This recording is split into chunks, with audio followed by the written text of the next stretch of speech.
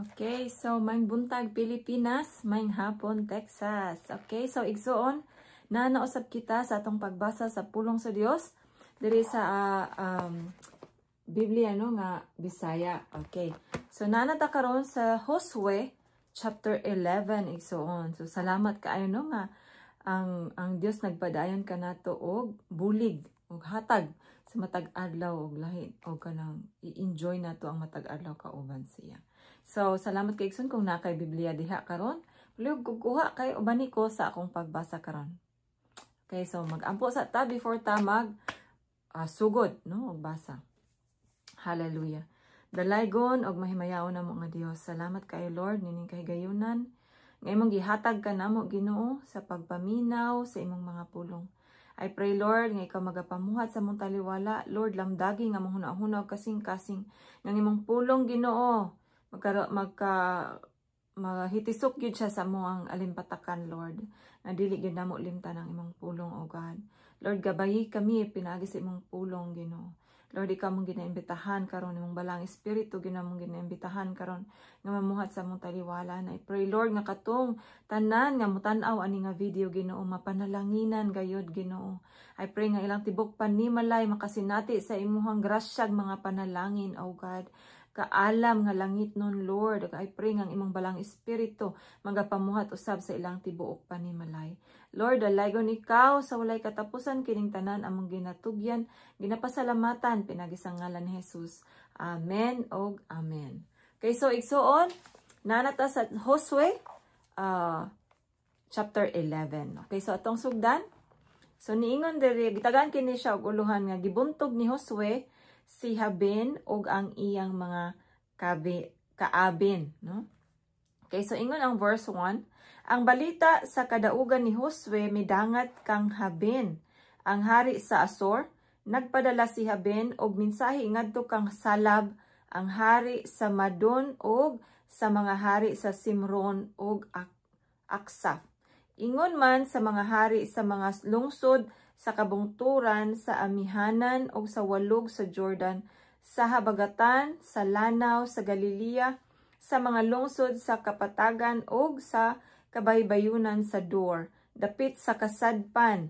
Gipadadaan usab niyag mensahe ang mga Kanaanhon nga nagpuyo sa silangan o kasadpan sa Jordan o ang mga Amorihanon, ang mga Hitihanon, ang mga Perisihanon, og ang mga Jebusihanon nga didto sa mga lungsod sa kabungturan, ingon man ang mga Hibihanon nga nagpuyo ubos sa bukid sa Hermon sa yuta sa Mispa. Nangabot, verse 4, nangabot sila uban sa tanan nilang mga sundalo nga sama kadaghan sa balas sa kabaybayunan. Daghan silag mga kabayo og mga karwahi.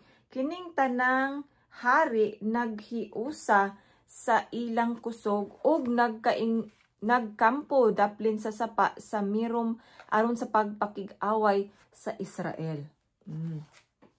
Okay, verse 6. Ang Ginoo miingon kang Josue. Okay. Ayaw kahadlok kanila. Ugma sa ingon niining taknaa itugyan ko kanimo silang tanan. Piangi ang ilang mga kabayo og sunuga ang ilang mga karwahi. Busa si Josue og ang tanan niyang mga sundalo mikalit pagsulong kanila didto sa mga sapa sa Mirom. Gipadaog sa Ginoo ang mga Israelita. Gipadaog sa Ginoo ang mga Israelita batok sa ilang kaaway. Misulong ang mga Israelita og gigukod nila ang mga kaaway hangtod sa dakong Sidon og Misrefotmaim sa amihanan ug hangtod sa walog sa Mispa sa sidlakan. Nakig-away sila hangtod napatay ang tanang kaaway. Yeah. Gipa miangan ni Josue ang ilang mga kabayo og gisunog ang ilang mga karwahi sumala sa gisugo sa Ginoo kaniya. Okay, verse 10. Unya mibalik si Josue og giilog niya ang Hasor o gipatay ang hari niini. Niadtong panahuna ang Hasor mao ang labing gamhanan sa mga gingharian nga naghiusa. So verse 11, gipatay nila ang tanang tao didto ug unya gisunog ang syudad. Okay, verse 12. Gidakop ni Josue ang tanang hari ug giilog ang ilang mga syudad. Gipatay niya silang tanan, sumala sa sugo ni Moises ang alagad sa Ginoo. Apan wala sunuga sa mga Israelita ang mga syudad nga natukod diha sa mga bungtod gawas sa Hasor nga gisunog ni Josue. Verse 14, gikuha sa katawhan sa Israel ang tanang kabtangan ug ang kahayupan sa maong mga syudad ug gipamatay nila ang tanang tawo. Ang Ginoo nagsugo kang Moises ug si Moises nagsugo kang Josue ug gituman kini ni Josue. Gibuhat niya ang tanan nga gisugo sa Ginoo kang Moises. 16, nailog ni Josue ang tibuok yuta ug ang mga lungsod sa kabungturan, ang tibuok Negeb ug ang Goshen, ingon man ang kapatagan, ang walog sa Jordan, ang mga lungsod sa kabungturan sa Israel ug ang kapatagan niini, gikan sa bukid sa Halak nga duo sa Seir hangtod sa Baalgad sa walog sa Libanon sa habagatan sa bukid sa Hermon. Gipatay niya ang tanan nilang mga hari. Verse 18. Human siya makigubat kanila sa dugayng panahon, walay usa niining mga syudarang nakigdait sa katawhan sa Israel gawas sa Gibeon nga gipuy-an sa mga Hibihanon. Ang tanan nabuntog niya. Gidasig sila sa Ginoo sa pagpakigubat sa mga Israelita aron malaglag sila sa hingpit ug mapatay ang tanan sa walay kukaluoy. Kini ang sugo sa Ginoo kang Moises. Okay. So padayon na to verse 21. Niining panahon na misulong si Josue o gilaglag niya ang mga kaliwat ni Anak nga nagpuyo sa mga lungsod sa kabangturan, sa Hebron, sa Daber, sa Anab ug sa tanang lungsod sa kabangturan sa Juda ug sa Israel. Gilaglag sila ni Josue sa hingpit lakip ang ilang mga syudad. Walay usa sa mga anakim nga nahibilin sa yuta sa Israel gawa sa pipila didto sa Gaza, sa Gat ug sa Ashdod. 23, nailog ni Josue ang tibuok yuta.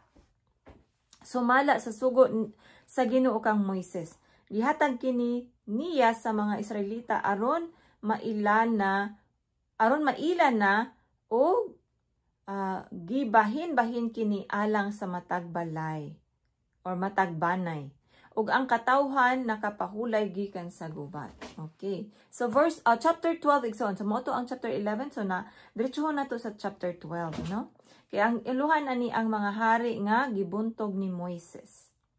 Okay. Gibuntog og gipanag-iya sa katawhan sa Israel ang yuta dapit sa silangan sa Jordan gikan sa walog sa Arnon ngadto sa walog sa Jordan hangtod sa bukid sa Hermon. Okay. So gibuntog sa mga Israelita si Sihon ang hari sa mga Amorihanon nga nagpuyo sa Heshbon. Ang gingharian niya nagsukad sa Arior sa utlanan sa walog sa Arnon o gikan sa taliwala sa walog hangtod sa suba sa Habok. Ang utlanan sa Amon kining tanan sa maggidak-on sa katunga sa gilid. Okay. Og sa silangan verse 3, sa walog sa Jordan gikan sa lanaw sa Galilea ngadto sa Bitjisimot sa silangan sa patayng dagat hangtod sa tiilan sa bukid sa Pisga sa kasadpang bahin. 4.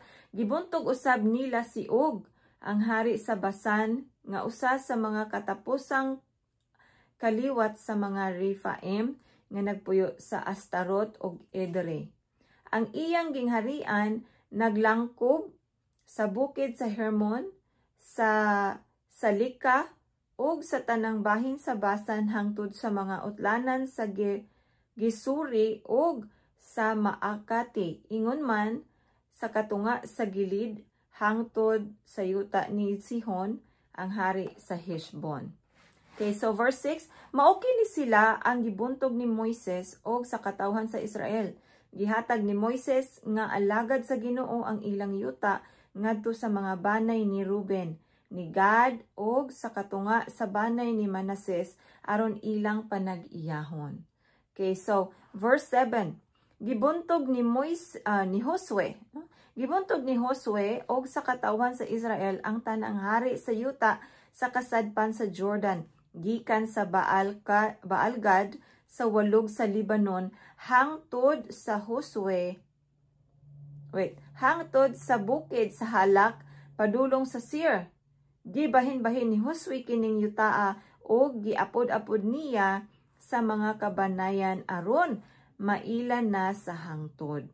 Verse 8, kining bahina naglakip sa mga lungsod sa kabungturan sa kapatagan, sa walog sa Jordan, sa ubos sa mga kabungturan, sa kamingawan ug sa Negeb.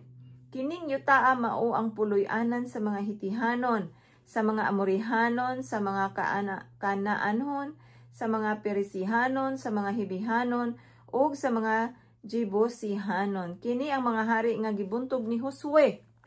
Okay, ang hari sa Jericho, sa Ai, duol sa Bethel, sa Jerusalem, sa Hebron, sa Jarmut, sa Lakish, sa Iglon, sa Giser, sa Daber, sa Geder, sa Horma, sa Arad, sa Libna, sa Adulam, sa Makeda, sa Bethel, sa Tapua, sa Hiper, sa Afek, sa Lasaron, sa Madon, sa Hazor, sa Simron-Miron, sa Aksaf, sa Taanak, sa Megiddo, sa Kadesh, sa Jonaim, didto sa Carmel, sa Dor, didto sa Baybayon, sa Goyim, didto sa Galilea, sa Tersa, 31 kahari ang tanan, no? So 31 kahari ang tanan nga na dakpan or na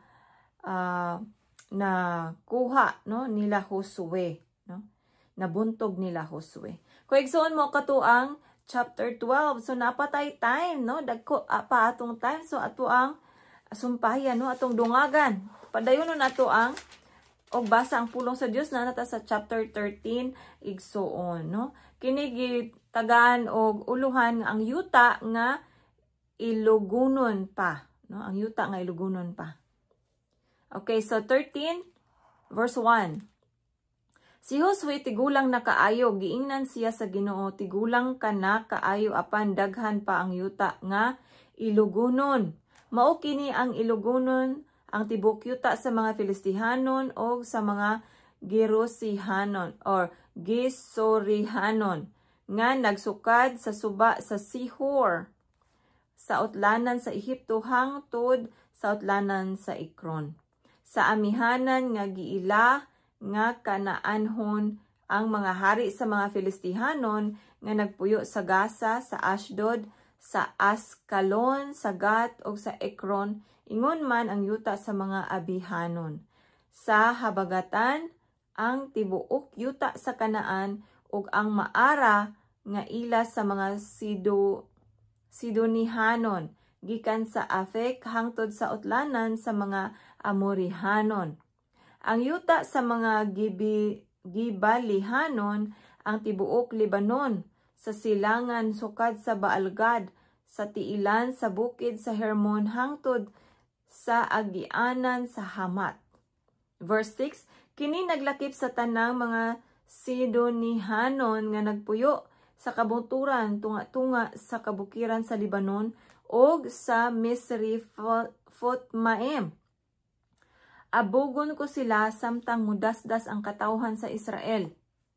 Bahina ang yuta aron panag-iyahon sa Israel sumala sa gisugo ko kanimo. Busa bahin-bahina karon kining yuta alang sa siyam ka banay ug sa katunga sa banay ni Manases aron mahimo nilang panulundon. Okay, verse 8. Mao kani ang yuta nga gihatag kang Manases, kang Ruben o kang Gad. Okay, so verse 8, ang mga banay ni Ruben o ni Gad o ang katunga sa banay ni Manases nakaangkon sa yuta sa silangan sa Jordan. Mao kini ang gihatag kanila ni Moises, ang alagad sa Ginoo. Ang yuta nila nagsukad sa Arior, sa utlanan sa walog sa Arnon, o sa syudad sa taliwala sa walog, o sa tibuok kapatagan sa Medeba, hangtod sa Dibon. Okay. Naglakip kini sa tanang syudad nga gimanduan sa Amorihanong hari nga si Sihon, nga naghari sa Heshbon hangtod sa utlanan sa mga Amorihanon. Okay, verse 11. Ang gilid na hilakip niini og ang dapit nga gipuy-an sa mga Gisorihanon ug sa Maakatihanon, ingon man ang tibuok bukid sa Hermon ug ang tibuok Basan hangtod sa Salika. Lakip ang gingharian ni ang gingharian ni Og nga naghari sa Astarot og Idre. Si Og mao na lamang ang nahibilin sa mga taga Ripaim. Gibuntog o giabog ni Moises kining mga tawhana. Apan wala abuga sa katawhan sa Israel ang mga Gisorihanon o Maakatihanon. Nagpuyo gihapon sa Israel kining mga tawhana. Okay, 14. Apan wala hatagi ni Moises og yuta ang banay ni Levi or ni Levi. Ang ilang bahin mao ang mga halad nga sinunog ngadto sa Ginoo sumala sa sugo sa Ginoo kang Moises. Okay, so 15. Ang yuta nga gigahin alang kang Ruben. Okay, gibahinan ni Moises og yuta ang mga panimalay sa banay ni Ruben. Ang yuta nila nagsukad sa Arior, sa utlanan sa walog sa Arnon, ug sa syudad taliwala sa walog, ingon man sa tibuok kapatagan libot sa Medeba. 17. Nalakip niini ang Heshbon ug ang tanang syudad sa kapatagan. Ang Dibon, ang Bamot Baal, ang Bit Baal Mion, ang Jahas, Kedemot, Mifaat, Kiriataim, Sibna, Sarit Sahar, sa bungtod sa walog. Ang Bit Peor, ang mga bakilid sa bukid sa Pisgah. Ang Bit-Jisimot, ug ang tanang syudad sa kapatagan, ug sa tibuok gingharian sa Amorihanong hari nga si Sihon nga nagmando sa Heshbon. Mao kini siya ang gibuntog ni Moises, ingon man ang mga hari sa Midian nga sila si Evi, si Rekem, si Sor, si Hor, og si Reba. Silang tanan nagpuyo og nagmando ubos ni Sihon. Si Balaam ang mananagna nga anak ni Beor, usa sa mga gipatay sa mga Israelita. 23. Ang suba sa Jordan mao ang utlanan sa banay ni Ruben. Mao kini ang mga syudad ug mga lungsod nga gibahin ngadto sa mga panimalay sa banay ni Ruben. Okay, verse 24. Giuluhan kanig ang yuta nga gibahin alang kang Gad. Okay. Gibahinan usab ni Moises ang mga panimalay sa banay ni Gad. Ang yuta nila naglakip sa Haser or Jaser ug sa tanang syudad sa gilid ug katunga sa yuta sa mga Amonihanon hangtod sa Arior sa silangan sa Raba. Nagsukad kini sa Heshbon hangtod sa Ramot Mispi og sa Bitonim ug gikan sa Mahanaim hangtod sa utlanan sa Lidiber. Sa walog sa Jordan naglakip sa Bit Aram, sa Bit Nimra, sa Sukot ug sa Sapon, ingon man ang gingharian sa Sihon, ang hari sa Heshbon. Ang utlanan niini mao ang suba sa Jordan hangtod sa lanaw sa Galilea. Sa amihanan ug ang yuta miabot sa silangan. Verse 28. Mao kini ang mga syudad ug mga lungsod nga gibahin ngadto sa mga panimalay sa banay ni God. Okay, ang yuta nga gigahin alang sa silangan nga Manases. Okay, so lahi ang kabahin, no, sa lain nga bahin ni Manases. 29 verse 29. Gibahinan usab ni Moises ug yuta ang mga panimalay sa katunga sa banay ni Manases. 30. Ang ilang yuta nagsukad sa Mahanaim ug naglakip sa tibuok Basan sa gingharian ni Og nga hari sa Basan, ingon man sa tanang 60 kalungsod nga sakop ni Jair sa Basan. Ang katunga sa gilid nahilakip niini ingon man ang Astarot ug ang Edre nga mga syudad sa gingharian ni Og sa Basan. Gihatag kini ngadto sa mga panimalay sa katunga sa mga kaliwat ni Maker, ang anak ni Manases. Okay, verse 32. Ingon niini ang pagbahin-bahin ni Moises dito sa kapatagan sa Moab, sa yuta sa silangan sa Jericho ug sa Jordan, apan wala hatagin ni Moises ug yuta ang banay ni Libe. Gisultihan niya sila nga ang mga halad sa Israel alang sa Ginoo nga Dios sa Israel mao ang ilang bahin. Kay igsoon mo to ang chapter 13, no? Ug naapagyutay gamay nga oras na ato na dyan na siyang apilon kay gamay ra ang sunod, no? Chapter 14 atong tiwason nigsoon. Giuluhan kini og gibahin ang Kanaan pinaagi Repa, no? Repa. Chapter 14 verse 1. Mao kini ang yuta sa Kanaan nga nadawat sa katawhan sa Israel. Gibahin-bahin kini ni Eleazar nga pari og ni Josue nga anak ni Nun og ang mga pangulo sa mga panimalay sa mga banay sa Israel. Sumala sa gisugo sa Ginoo kang Moises ang yuta sa siyam og tunga ka banay gibahin-bahin pinaagi Gripa. Gihatag ni Moises ang usa ka bahin sa yuta ngadto sa Juda, kabanay og tunga sa silangan sa Jordan apan wala niya hatagig yuta ang mga Libita. Okay, so verse 4, ang mga kaliwat ni Josue or ni Jose gibahin sa duha ka banay, Manases ug Ephraim. Ang mga Libita wala makadawat og bahin apan nakadawat sila mga syudad nga ilang kapuy-an ug mga pasibsibanan alang sa ilang mga baka o karnero. Gibahin-bahin sa katawhan sa Israel ang yuta sumala sa gisugo sa Ginoo kang Moises. No? Verse 6, mao kini ang Hebron gihatag kang Caleb. Okay, ang katawhan sa banay ni Juda miadto kang Josue sa Gilgal, giingnan siya ni Caleb, ang anak ni Jephunneh nga kini si Hanon. Nasayod ka sa giingon sa Ginoo kang Moises ang alagad sa Dios didto sa Kadesh Barnea mahitungod kanimo og kanako. Nagpanuigon ako og 40 sa dihang gipadala ako ni Moises nga sulugoon sa Ginoo gikan sa Kadesh Barnea aron pagpangispiya sa yuta ug gibalitaan ko siya bahin sa akong nasayran. Gihadlok sa akong mga kauban ang mga tawo. Apan nagmasinugtanon ako sa Ginoo nga akong Dios. Unya gisaaran ako ni Moises nga miingon, tungod kay nagtuman ka sa gisugo sa Ginoo nga akong Dios, ikaw og ang imong mga anak sa kahangturan makapanag-iya gayud sa yuta nga nataakan ninyo.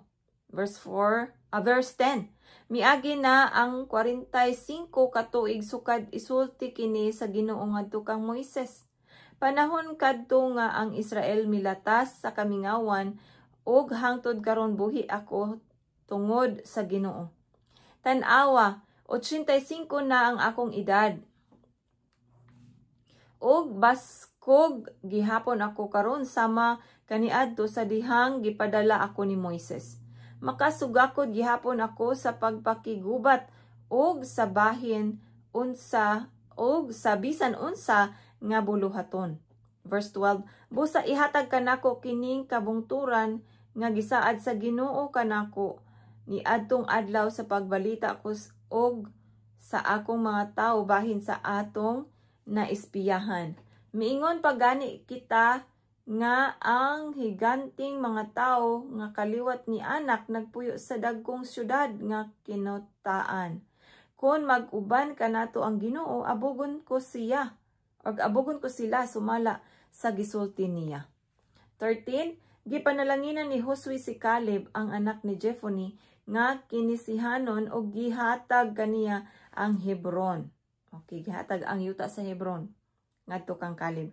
Ang Hebron ila gihapon sa mga kaliwat ni Caleb. Tungod kay nagmasinugtanon siya sa Ginoo, ang Dios sa Israel. Kaniadto ang Hebron ginganlag Kiryat Arba. Si Arba maoy labing gamhanan sa mga kaliwat ni anak. May kalinaw na karon sa maong dapit. Amen. Praise the Lord. So, igsoon, maukad to ang atong nahuman karon nga chapter. Chapter 11, 12, 13, and 14. So, atong nahuman ang upat ka chapter karong adlaw igsoon. So, salamat kaayo sa imuhang pakiguban kanako.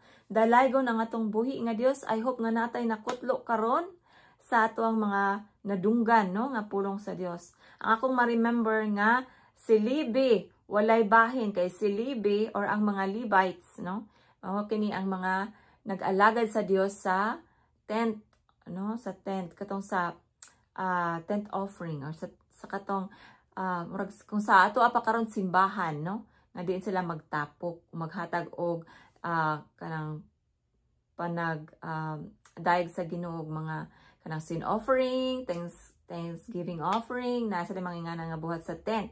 Ug ang mga Levita ang in charge ana nga mao'y mahimo kauban ang mga pari nga si anak ni Aaron, no? So ang mga Levita wala sila yung mga bahin nga yuta, nga dagko nga yuta tungod kay ang ilang bahin mao ang halad sa mga katawhan para sa Ginoo. So sila ang mukaon, sila ang kaya ang Ginoo, no, espiritu man siya. So siya ang Ginoo mismo ang naghatag og katungod sa mga Levita nga sila'y mukaon sa portion nga ihalad sa mga tao dito sa tent offering, no, sa tent. So mao kadto atong na hisgutan igsoon. So ang mga kaliwat 12 tribes, no, na gikan kang Judah, no, katong 12 tribes na tagaan sila og tagsa-tagsa ka mga bahin sa yuta dito sa Promised Land, no, kay ilang nailog ang mga yuta sa hinay-hinay tungod sa tabang sa Dios, no. Ang Dios nag-una perminti sa ilaha, mo na tong nasayran karon. So sa tuwa pod igsoon karon sa tong generation karon, no, atong hinumduman nga ang Ginoo kaniadto mao sa gihapon ang Ginoo karon nga atong gialagaran. Siya ang Dios ni Abraham, ni Isaac, ug ni Jacob, ug sa 12 tribes, ug gikan kang David, kang Daniel, tanan sa New Testament. Siya ang Dios nga atong gialagaran. Og kung unsa iyang nahimo kaniadto, pwede gyud gihapon nga buhaton sa Ginoo karon, no? Kay sama sa gihapon siya kaniadto karon, ug sa umaabot wala siya pagkausab, gamhanan siya, milagroso siya nga Dios, ug mahigugmaon siya nga Dios. So igsoon, atong hinumduman nga atong Dios nga gialagaran, buutan, maayo, og mahigugmaon. Bisan og kita malapason, no, kung mangayo lang tagpasaylo sa Ginoo, ang kapasayloan ato gyung maangkon og ang Dios magapanalangin nganhi kanato. Kung kita sincero nga nangayog pasaylo kaniya. So igsoon, dili pa ulahi ang tanan. Ang Ginoo adunay portion, adunay plano alang kanimo og kanako, no? Good future ang hulat kanato igsoon. Good future, no, ingon pa ang Jeremiah 29:11. So naanay giandam ang Ginoo para kanimo o kanako igsoon. So ang atong buhaton karon, mupadayon ta og basa sa pulong sa Ginoo, mupadayon ta og pagkinabuhi nga uyon sa pulong sa Dios. So salamat kay igsoon nga hangtod karon naa pa kadiha, dalaygon ang atong buhi nga Dios sa walay katapusan. Magkita na usab kita sa sunod higayon. Daghang salamat.